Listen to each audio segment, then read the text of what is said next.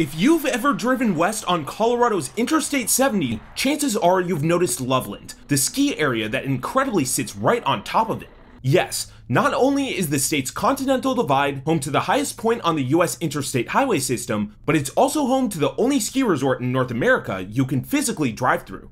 The ability to ski or ride on top of a major interstate highway is a pretty extraordinary experience. But if you're like most skiers and riders, you're probably looking for a bit more than that in an ideal ski trip. Loveland sees lots of snowfall throughout the winter and offers solid high-alpine skiing and riding, but when it comes to the overall experience, does it have the chops to compete against the better-known destinations? Well, in this video, we'll go through Loveland's overall mountain experience, and then we'll go through how the resort stacks up in our overall rankings.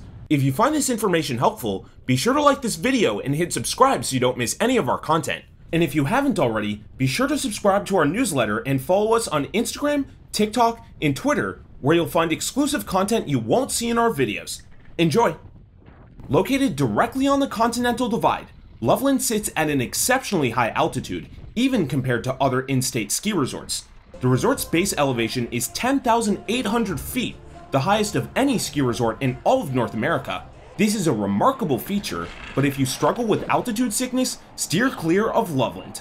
Above treeline terrain makes up a significant portion of the resort and spans hundreds of acres, with bowls offered for all ability levels. Loveland's footprint spans approximately 1,800 skiable acres, making it smaller than the best-known destinations, but still decently sized for a few days of skiing or riding. The resort actually comprises two physically separate mountain areas: the main Loveland Basin area, which makes up about 95% of the resort's skiable footprint, and the much smaller, beginner-friendly Loveland Valley. Loveland Valley is only connected to the rest of the resort by shuttle bus service and offers beginners complete isolation from the more aggressive skiers in other areas. Loveland's high-altitude location furnishes it with extraordinary accumulation each season. The resort's snow totals are among the best in the state, and when there's powder, the resort delivers high-quality conditions pretty much everywhere on the mountain. On Thursdays through Sundays, when conditions allow, Loveland offers free snowcat bowl skiing for experts at the top of the resort. Getting to the loading area requires a mild hike, but when conditions are good, the cat ride brings you to untouched snow. However, many parts of the mountain fail to hold accumulation and get crusty quickly due to significant wind susceptibility and unfavorable terrain exposures. If it's not a good day, visitors will come across unmarked thin cover and rough patches in many bowls. After a few days with no new snow, it's best to stay clear of the highest elevation areas. If it hasn't snowed recently, guests will typically find Loveland's best snow off the Chet's Dream Lift, which was recently upgraded to become the resort's only high-speed lift. With entirely below treeline north-facing terrain, this area holds snow much better than the other parts of the mountain. Guests will consistently find well-maintained groomers and powdery mogul runs here. Other below treeline mountain areas, which generally form the lower third or so of upper mountain lifts, tends to offer decent conditions as well. Loveland builds the snow base on some lower mountain trails with early season snowmaking, often allowing the mountain to open as early as mid-October. However, the resort typically doesn't continue the practice past December. Assuming one can handle the altitude, Loveland is actually a pretty solid mountain for beginners. More than half of its lifts serve beginner runs, including unique opportunities for high-alpine bowl terrain off the ptarmigan and Lift 6 chairs. The physically separate Loveland Valley is a good place to learn, with two terrain zones, a dedicated bunny hill served by the Lift 7 double chair, and a more traditional beginner intermediate mountain area served by the Lift 3 quad that's great for progression.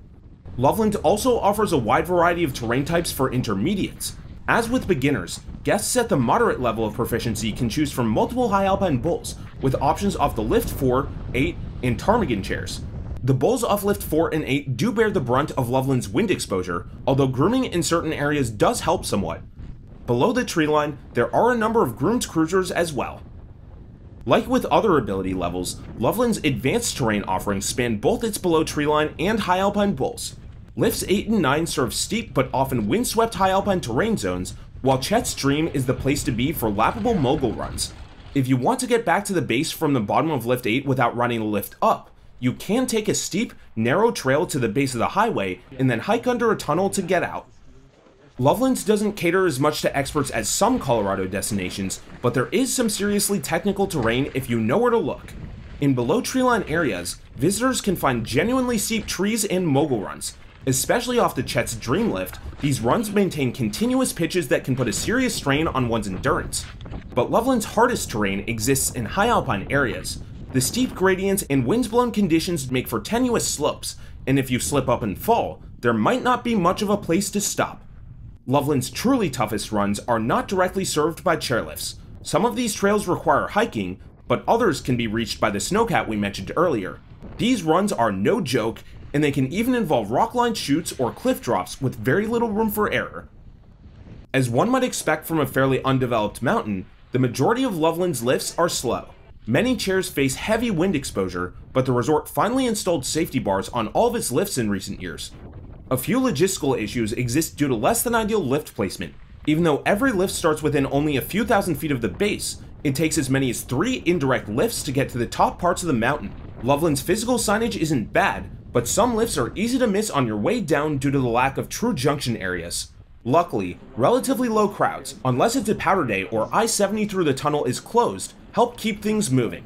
And assuming it's not a storm day, the resort's wide open nature helps make lifts visible from far away. In addition, you can get directly to the base area from anywhere at the resort, so it's tough to get lost at the end of the day. One of Loveland's strongest suits is its breathtaking mountain aesthetic. You'll get direct views of some of the tallest peaks on the Continental Divide and feel like you're on top of the world. There's minimal development at Loveland, except, of course, the major interstate highway running below. However, parts of the resort feel completely removed from that as well. Some especially observant guests might notice the abandoned parking lot lift between Loveland Basin and Loveland Valley, but the general lack of crowds and local feel lead to pleasant vibes overall. Both sides of Loveland have their own base lodges with rental shops. Food at these is relatively cheap, and it's possible to get a decent meal for under $15, which unfortunately is a rarity these days. Loveland Basin offers a few conveniently placed mid-mountain lodges and cabins, which especially come in handy on cold and windy days. But some of these don't have seats, and they aren't always open. A big Loveland's downside is its lack of nearby lodging. There's nowhere to stay on site at Loveland, and the nearest hotels are a few miles away on the other side of the Continental Divide in either Dillon or Keystone. At certain times, snowstorms can leave roads unpassable and make the mountain either difficult or impossible to drive to. You might be able to get to Loveland when the roads to other resorts are closed, but in these cases, the mountain's parking lot can fill up and make it impossible to find a spot. If you're searching for a dependable, multi-day ski vacation, you might want to look elsewhere. Loveland ultimately makes the most sense as a day trip from Denver. With a drive of just 1.5 to 2 hours if traffic isn't bad, it's significantly faster to reach Loveland than many other Front Range resorts. But if you go on a weekend, expect substantial traffic jams, as you'll be driving up I-70 alongside thousands of other ski resort day trippers. And since Loveland is literally on top of this highway, there's no way to avoid it if you're coming from the east. Given the lack of a village, Loveland isn't really an après-ski mountain. However, any locally oriented Colorado mountain will always have some sort of party spirit, and both Loveland Basin and Loveland Valley have bars at their respective base areas, with the former having pretty fun vibes on Saturday afternoons. The resort also occasionally hosts special events and concerts on site, so be sure to check out their website for full details on upcoming happenings. Loveland doesn't offer the same acreage, consistency, or lift modernization as competing ski resorts only a few miles west on the other side of the Continental Divide, but on good days, it's hard to find the same quality of powder anywhere else for the price. While not truly bargain basement, lift tickets are significantly cheaper than those at competing resorts, especially if you buy with short notice. And while the resort doesn't offer any on-site lodging, the low lines, breathtaking views, and dedicated beginner area may be more than enough to sell day trippers. Now let's go through how Loveland stacks up in our overall rankings, which are determined by the following 10 category mountain score. Loveland sees high quality accumulation throughout a typical winter and sees some of the highest quantities in Colorado thanks to being directly on the Continental Divide, and the resort gets an 8 for snow. Loveland ultimately stays dependable thanks to its early season snowmaking, but its significant high-alpine exposure means that when it hasn't recently snowed, the resort tends to have a higher percentage of bare, windswept terrain than other competitors, and the resort gets a 6 for resiliency. Loveland measures in at 1,800 acres, respectable, but not as big as many of Colorado's other destinations, and the resort gets a 7 for size.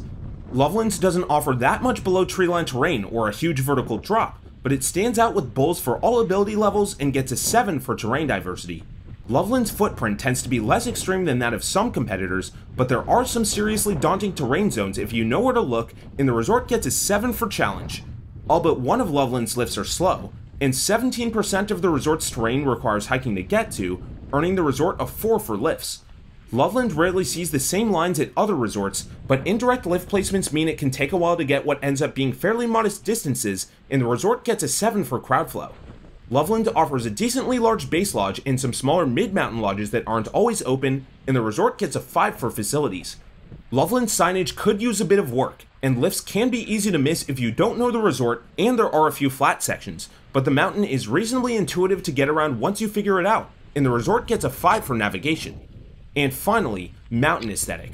Loveland's may not be the largest resort out there, and the windswept, rocky slopes can be a bit demoralizing on especially bad days, but you're literally skiing on top of the Continental Divide, and on a clear day, you get absolutely phenomenal wide open views, and the resort gets an 8 in this category. These categories add up to an overall score of 64, placing Loveland 15th in Colorado and 50th overall in North America.